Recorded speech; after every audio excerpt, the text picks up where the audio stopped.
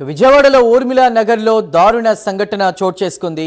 వృద్ధురాల్ని సొంత అక్క కుమారుడు ముక్కలుగా నరికి చంపాడు. అనంతరం తల, కాళ్ళు, చేతులు, మొండెం భాగాలను గోనె సంచిలో కట్టి వేర్వేరు ప్రాంతాల్లోని మురుగు కాలువలో పడేశాడు. ఈ ఘటన ఆలస్యంగా వెలుగులోకి వచ్చింది. భార్య పుట్టింటికి వెళ్లిపోవడానికి పిన్నే కారణమని పగ పెంచుకుని ఈ దారుణానికి ఒడిగట్టాడు.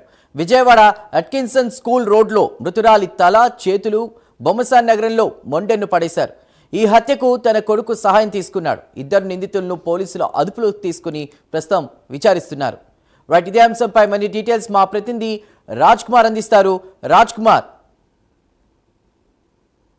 చందు, ముఖ్యంగా ఏదైతే విజయవాడలో హత్య కలకలం రేపింది. ముఖ్యంగా కనుక చూసుకుంటే వృద్ధురాలి హత్య ఆలస్యంగా వెలుగులోకి వచ్చింది.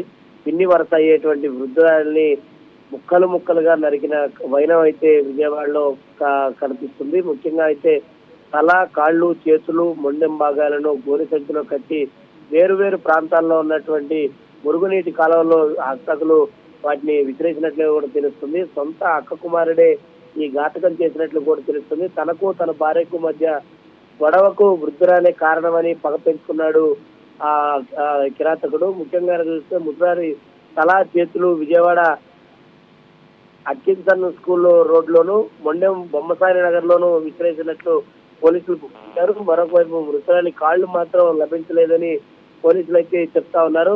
హత్యలో మైనర్ అయినటువంటి కుమారుడి సహకారం కూడా తీసుకున్నట్లు కూడా తెలుస్తుంది. ఇద్దరు నిందితులను అదుపులోకి తీసుకురైతే మాత్రం ప్రస్తుతం పోలీసులు విచారిస్తా ఉన్నారు.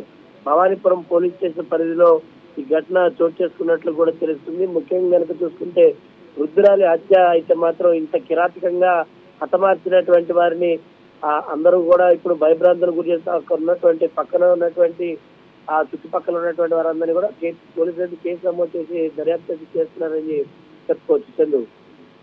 Raj Kumar, thank you.